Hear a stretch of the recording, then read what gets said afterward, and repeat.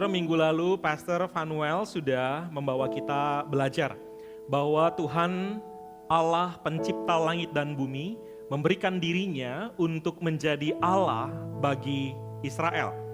Dan Allah yang sama membuktikan pribadinya, karyanya, kasihnya itu dengan cara melepaskan Israel dari perbudakan Mesir. Dan karena Allah sudah menunjukkan kasih anugerahnya tersebut, maka kemudian Allah memberikan 10 perintah ini sebagai sebuah relasi perjanjian yang mengatur kehidupan Israel sebagai umat Allah bersama dengan Tuhan Yahweh sebagai Allah atas mereka. Dan saudara, perintah yang pertama ini menjadi dasar utama dalam relasi antara Israel dengan Allah. Karena Tuhan sudah menjadi Allah Israel dan karena Tuhan sudah membebaskan Israel dari perbudakan, maka sekarang Allah ingin agar hati dan pikiran semua orang Israel tidak ada ilah lain, tidak ada dewa lain selain daripada Tuhan Yahweh yang mengasihi mereka. Dan sebagai orang Kristen yang hidup di zaman ini, saudara, perintah ini pun masih berlaku untuk setiap kita. Sehingga kita harus memahami perintah ini dengan sudut pandang yang baru di dalam Kristus. Bahwa karena Kristus sudah membebaskan kita dari dosa, dari hukuman dosa, maka jangan ada ilah lain, Allah lain di hati dan pikiran kita selain dari Allah Tritunggal yang diajarkan oleh Alkitab. Saudara, ketika Kristus membawa kita masuk ke dalam relasi sebagai umat Allah, Kristus membawa kita melihat ada pribadi Allah Tritunggal, ada Bapa, Kristus, dan Roh Kudus yang kita kemudian pelajari dari Kejadian sampai Wahyu. Pribadi tersebut terus dinyatakan. Lalu bagaimana yang harus kita kerjakan sebagai orang Kristen dengan ketaatan kepada perintah pertama ini? Yang pertama, saudara, pada waktu kita mengenal dan mengakui Allah sebagai Allah yang sejati bagi kehidupan kita, maka itu artinya kita belajar untuk terus menjadikan firman Allah sebagai standar kehidupan yang tertinggi dalam hidup kita. Pengenalan akan Allah yang sejati, Allah yang benar bagi hidup kita, tidak pernah terlepas daripada pengenalan akan firman Allah. Karena hanya di dalam dan melalui firman Allah, yaitu Yesus Kristus, dan juga firman Allah, yaitu Alkitab itu sendiri, saudara, kita dapat terus mengenal kasih dan kekudusan Allah. Tanpa pengenalan kepada firman Allah, kita tidak akan pernah dapat mengenal Allah Tritunggal, sebagaimana yang Alkitab nyatakan, sebagaimana yang Kristus nyatakan, Allah yang sejati bagi hidup kita.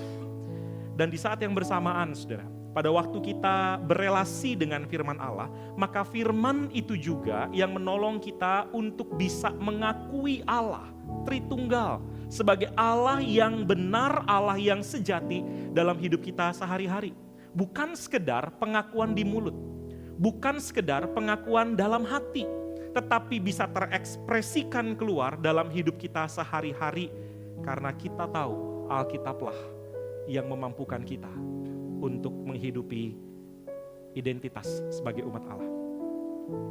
Yang kedua, saudara, pengakuan bahwa hanya ada Allah saja berarti kita tidak mencampur adukan iman Kristen dengan kepercayaan lain. Waktu kita mengaku bahwa Yesus Kristus adalah Allah yang membawa kita mengenal Allah Tritunggal dalam Alkitab, maka itu artinya kita menolak sinkritisme. Kita menolak percampuran dengan ajaran-ajaran kepercayaan yang lain. Saudara, banyak orang beranggapan bahwa semua agama menyembah Tuhan yang sama. Saudara, Alkitab menolak hal itu. Dalam Alkitab jelas bahwa Allah dari perjanjian lama dan perjanjian baru adalah Allah yang dinyatakan secara penuh pada waktu dia berinkarnasi ke dalam dunia, yaitu Kristus. Tanpa penyembahan kepada Kristus, kita menyembah Allah yang berbeda.